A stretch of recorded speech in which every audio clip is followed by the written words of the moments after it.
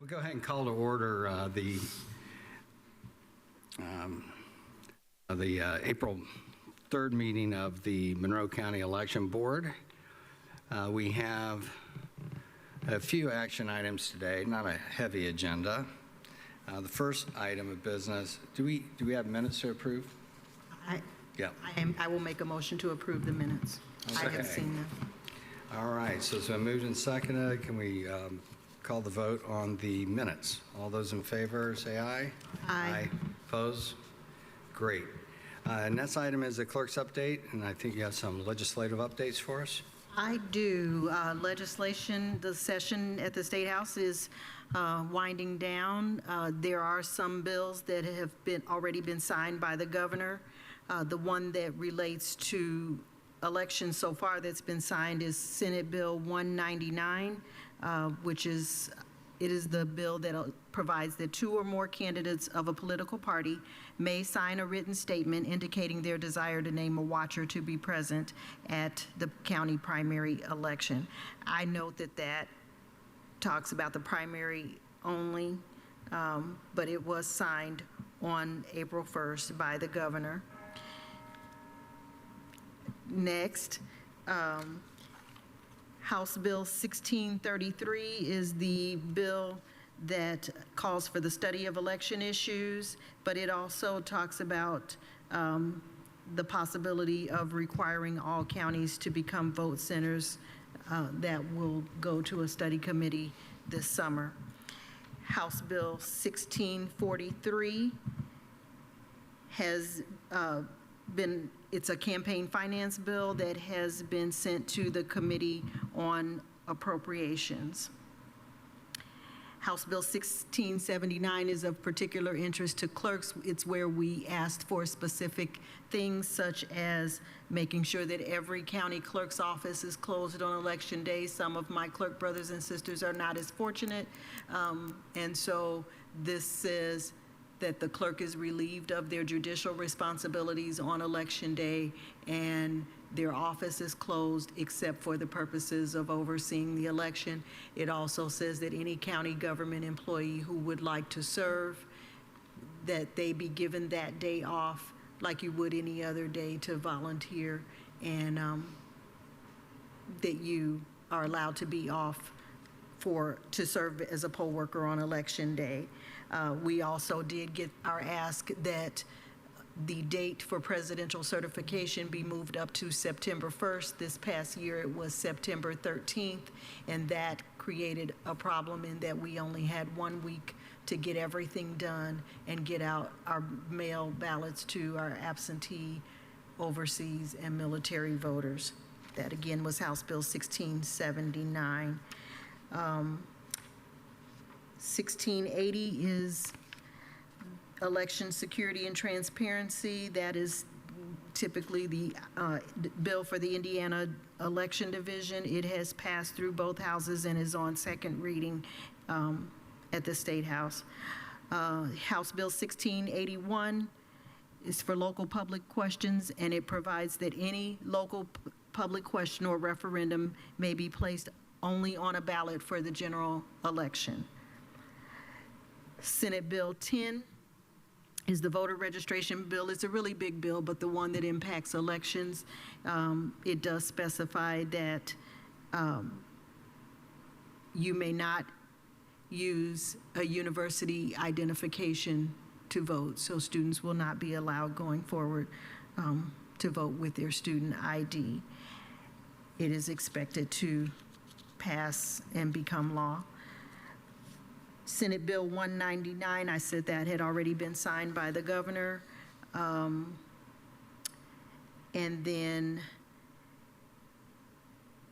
Senate Bill 526 voids an advisory opinion adopted by the Indiana Election Commission, and it has definitions for tabulation and ballot retraction should someone pass away and we need to remove the ballot.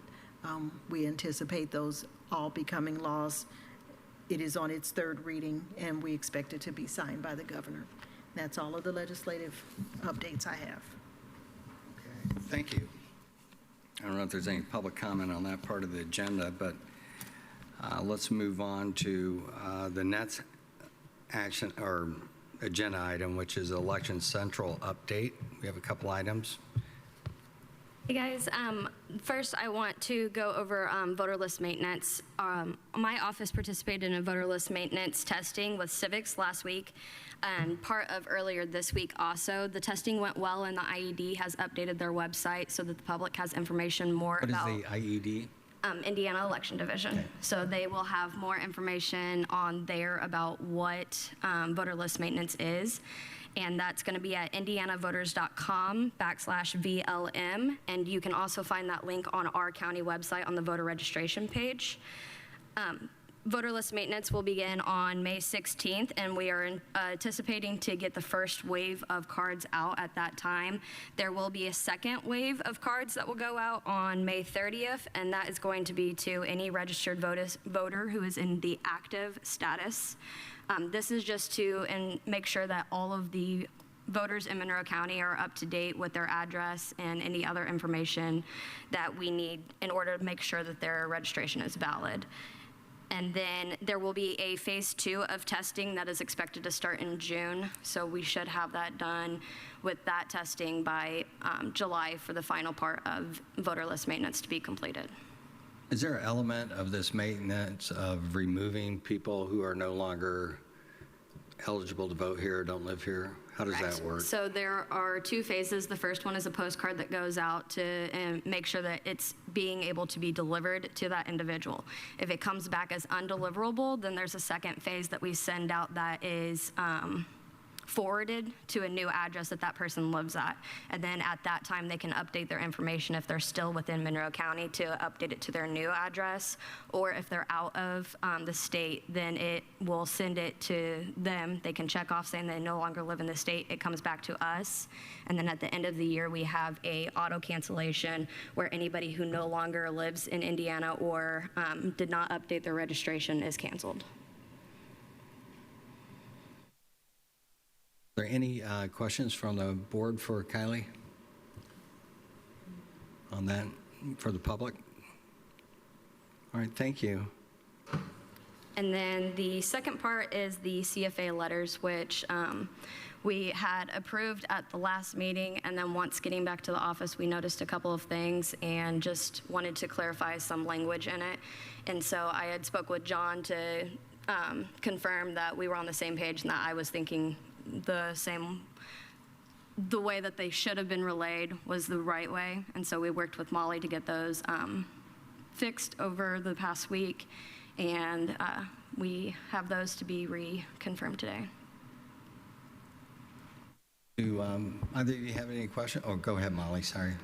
I did provide a copy of the letters to the board members. There was really, in the notice of delinquent, I'm just going to run through the changes. In the notice of the delinquent report, I just added up to $50 for each calendar day to ensure that it was clear that it was possibly a max of $50 a day with a maximum of $1,000. The notice of the first letter, I again clarified up to $25 a day for a second offense, up to $50 a day for a third offense, and I indicated that for a first offense, you may, but are not required to appear in person. That satisfies the notice requirement under administrative procedure orders, but then also coincides with the election board policy, which is that first-time offenders would not be expected to attend. And then the same up to language was added in the second and third offense. And then I didn't make any changes to the notice of election board finding letter. So procedurally, an individual would get the notice of a delinquent report to let them know that they needed to file the report.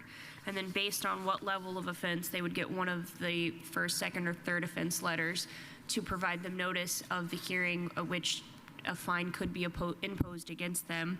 And then after the election board makes a decision, they would receive the notice of election board finding, which would advise them of the fine that was assessed and their right to appeal. Great.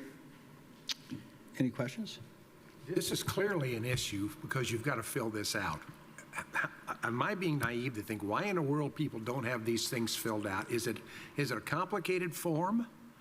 I mean, it looks to me like unless you've got a little bit of work just to get your numbers together, in a day you get it done.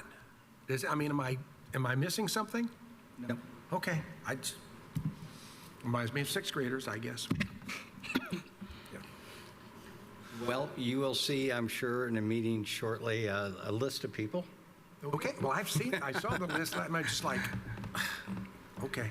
I mean, especially the first-time offenders, there's so many, Danny, that you'll see that it came in at like 2 o'clock instead of noon. Yeah, Or the you know next what, day. I get Yeah. that. Yeah. I get that. That's not a huge There deal. are some that Okay. just, I guess they lost their election and they're done. And they're pouting. Okay, I Yeah. hear you, yeah. Yeah. Okay. Any comments, questions? I have no comments or questions. I think you summed your concerns up very nicely.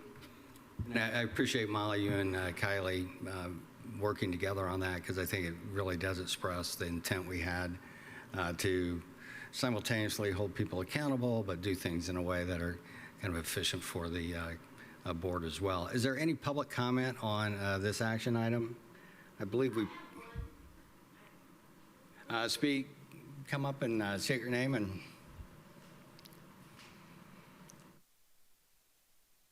Langdon. As I'm familiar with this, I have seen what happens. I mean, honestly, life happens. People have lives. Things happen that come up unexpectedly. I don't think that it's necessary to be sarcastic and to belittle people that are really trying to just serve the public, and that's all I have to say about it. Sure. Thank you. Any other comment?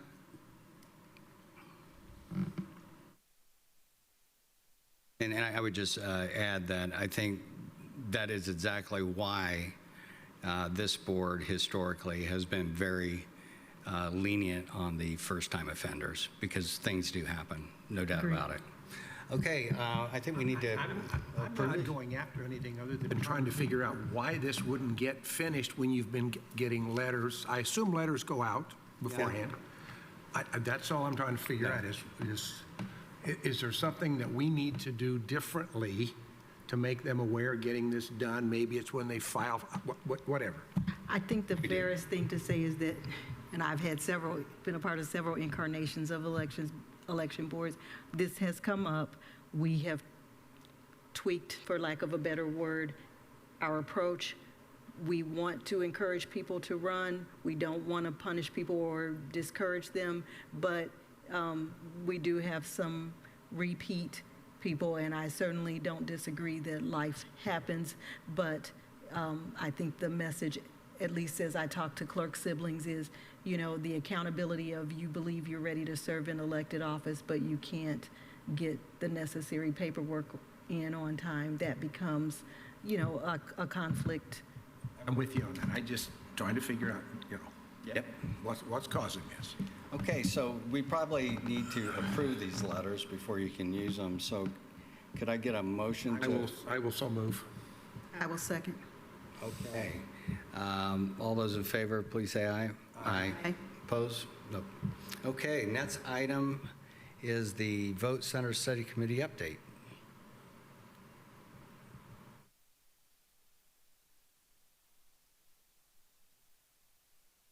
Hi.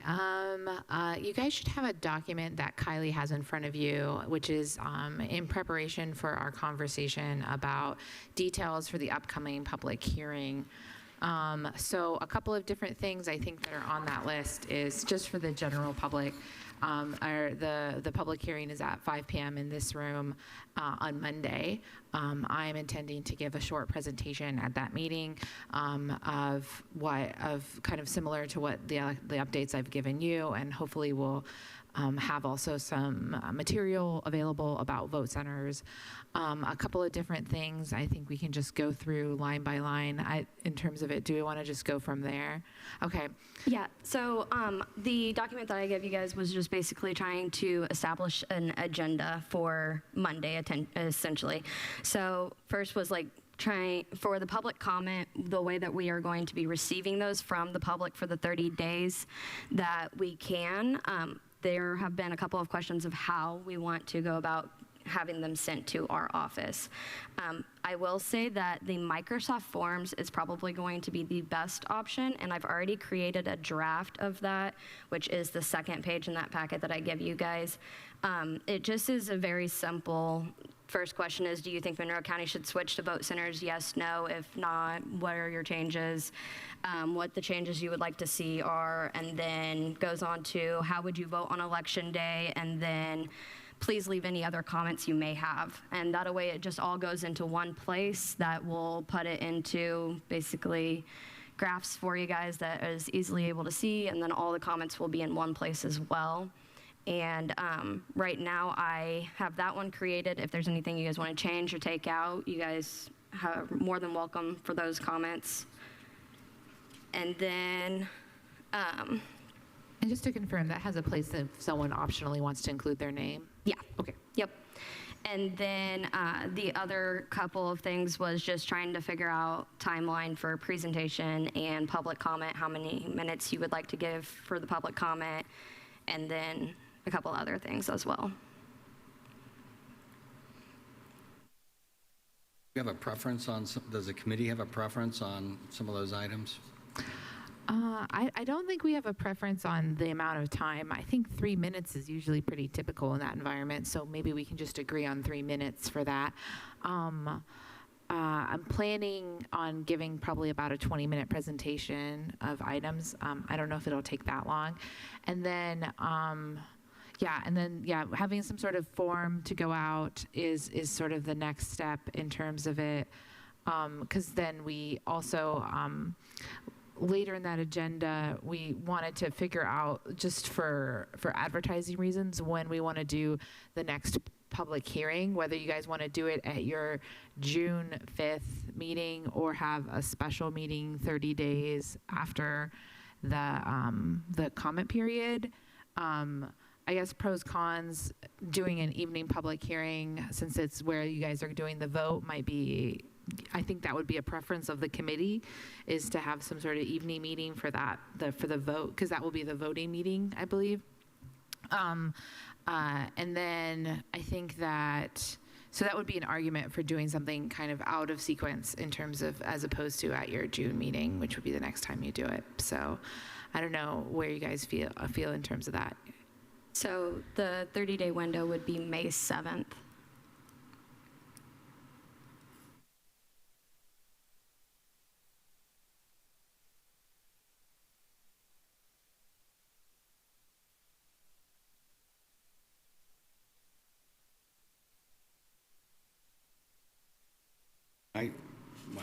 I'll defer to others. I mean, I don't have a strong preference. Let me ask a question why people are looking at their calendars. Have we resolved the timing elements as relates to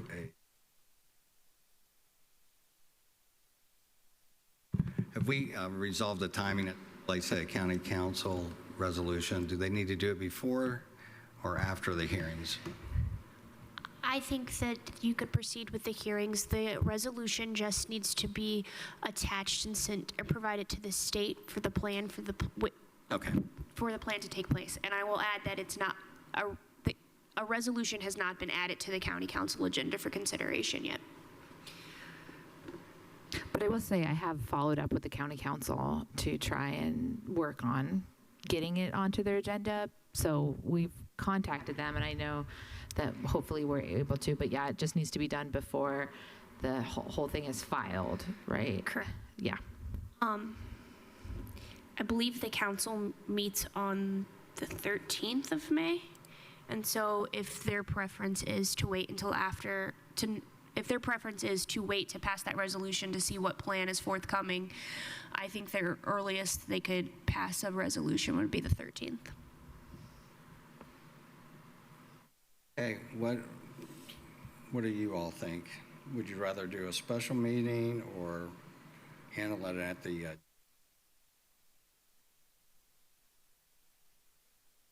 Clarify a little bit here. We're talking about the second hearing, and May 7th came out.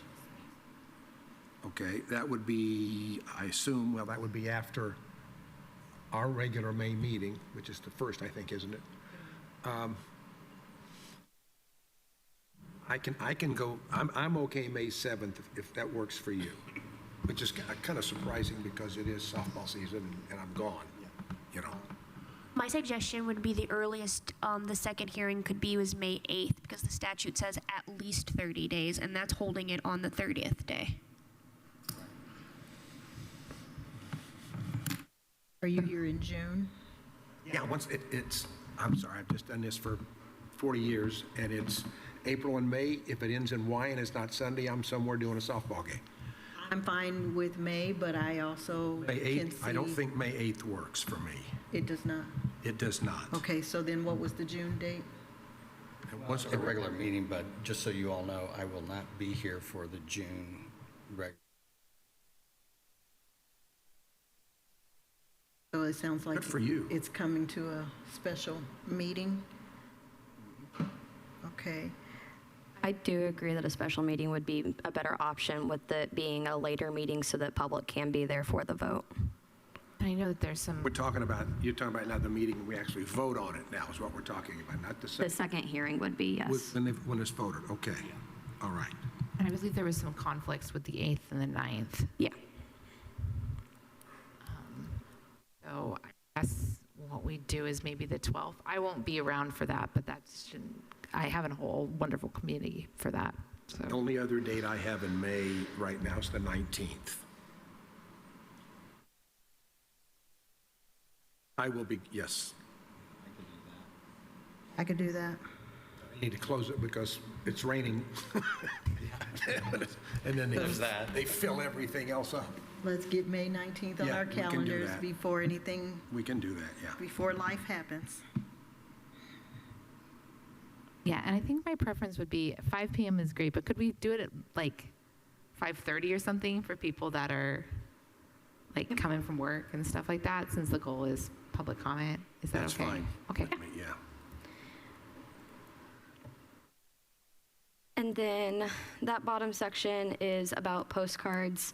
I had a meeting with Alana earlier this week, and she had made a suggestion about sending out postcards to registered voters to inform them of where they can go to send their public comment. And I'm going to let Molly take over a little bit more on this because I believe that was a discussion between the two of them. If my mic works.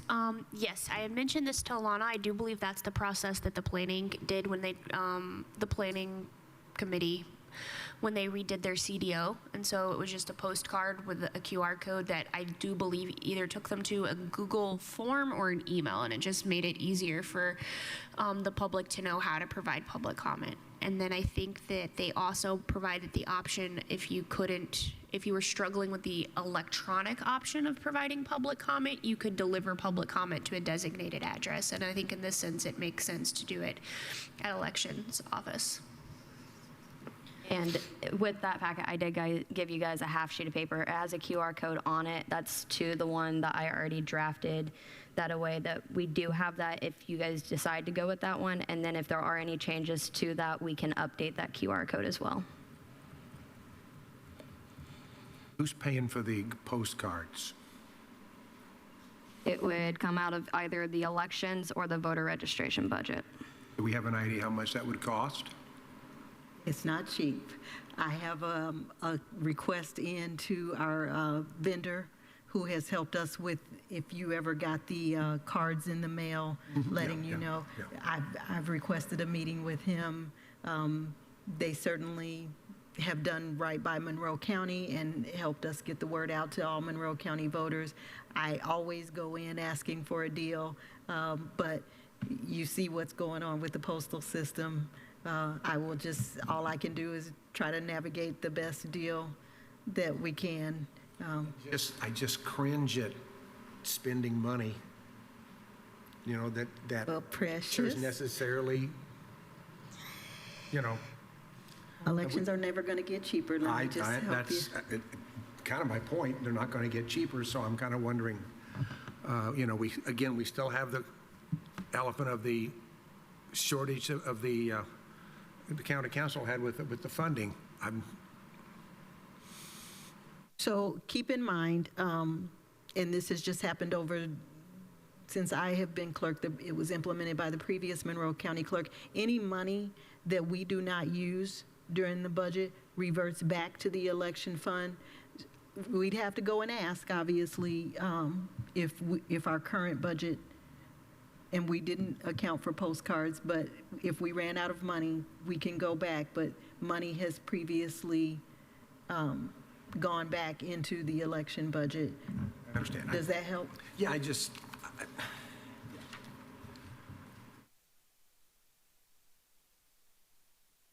I'm struggling with the concept of spending the money for those things.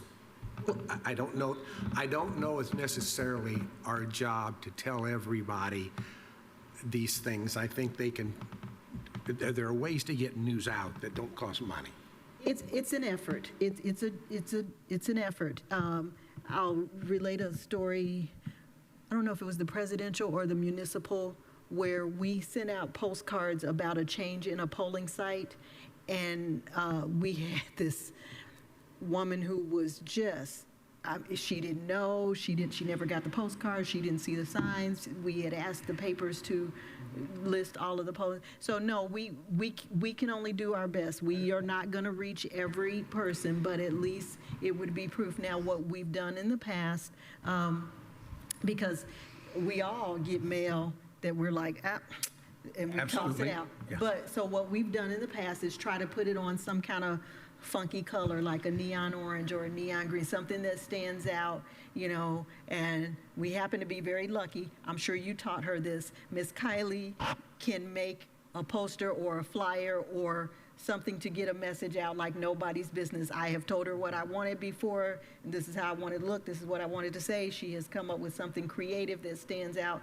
and I have no doubt that she would help us to do that, to get this out. Again, I would negotiate the very best deal. Monroe County is not the only county who uses the particular printing and postage vendor that we use, and so I believe we could negotiate something. I'd like to see a cost before we spend money to do it. It's very reasonable to ask for a quote. Yeah, I'd like to see a quote somewhere. And if this helps, I did check the election budget, and there's already budgeted $15,000 in there that hasn't been, it's unexpended. But just because we haven't spent it doesn't mean we have to spend it. I agree. I just wanted you to be aware it was in the budget. And it is going to be, with the voter list maintenance, we are going to have to do some work. So we were already going to be spending money. Okay, so maybe we need, I'm not trying to be obstinate. I just don't like to spend money if we don't need to spend money for certain things. I'll negotiate a good quote for you. Okay. Fair? I will say that the flyer that I created for Monday's event, I did send to the commissioner's office, and they posted it on their Facebook. So we have that source, and then we also have both of the parties that I've sent the flyers to, and they've been posting, and then groups around the community that I've reached out to as well. And then we do anticipate to get some of those flyers out to some community areas within Monroe County the rest of this week, today and tomorrow. There's a difference in a flyer posted somewhere and postcards to every registered voter in Yep. Monroe County. Yep. So I think our action moving forward is to approve the mailer with associated cost at our May meeting. Does that make sense? That would still give people a lot of time to it still would give us a lot of time, because our May is, I forget, May 1st? Yeah, Our so meeting is that May would give us 1st, some yeah. time before the May 19th deadline. Okay, so we're good on the, Can I ask a clarifying question? When you say approve the mailer, are you contemplating the vote center committee approving the mailer? Oh, no, sorry, I Okay. meant the election board, yeah. Yeah. Okay. so we're set for the date for the second hearing, the time of the second hearing, and the agenda. We just need to approve if you guys want to use the Microsoft Forms document that I had created with that QR code, or if you guys have any changes to that, because I can make the changes and then send it to you guys in an email. Could someone take a photo of this QR code and share that? Does it still? If you took a picture of that QR code right now, Yeah. it would pull it up to the Yeah, one that I gave you. Been a while, so. Yep. Yeah, I Okay. just tried it. It opened right It shares, up. okay. Okay, it shares, all right. I have no issues with, I think we have one suggestion to add a field that if somebody wants to leave their name and contact info, they can, but Correct. Yep. Yeah, and just that everything, maybe nothing be required on the form, because some people might not want to answer all the questions. Right. Molly, you look like you're thinking hard. I do have a thought, but I don't know that it's well developed yet, so. We need to take any formal action on any of this, or are we good to go? I mean, I think you eventually have to formalize the way you would like to receive public comment, and I don't know if you want to do that now or if you want to do it at the first hearing. I think you should announce it at the first hearing. I did send you guys an email prior to the meeting. I do think that a Google Doc or a Microsoft Form is a better option. My fear is when we have a designated email, if the email goes to all board members, there's a line there with open door and what an email meeting constitutes. And I've been guilty myself of getting a group email and then just hitting reply, and that's what I don't want to happen. So I think it seems like the forms might be a better option. Well, yeah, it also aggregates the results automatically, so. Sorry. Okay, so what's the pleasure of the board? Would you prefer to make a decision today about how we're going to receive public input? I mean, I don't see any controversy. I mean, you know, we're looking for public comment either through the electronic form or, you know, submit written comments to the election central office. I would prefer not to get emails to my personal email account. I was Yeah. less than pleased to see that released. I'm happy to make an email address of a different kind, but I don't need it to be overflowing with stuff from people. You know, I want to be able to compress that to when it's time to work with that.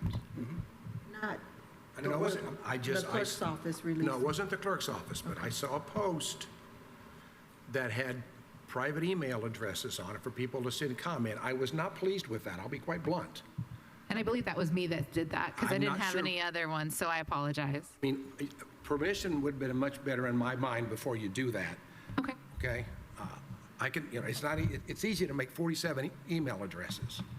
I just would, you know, the other one is used for things that I need it used for. So I don't have any problem with what I've seen so far. Okay, great. I don't have any problem with May 19th at 5:30, Excellent. if that works. Okay.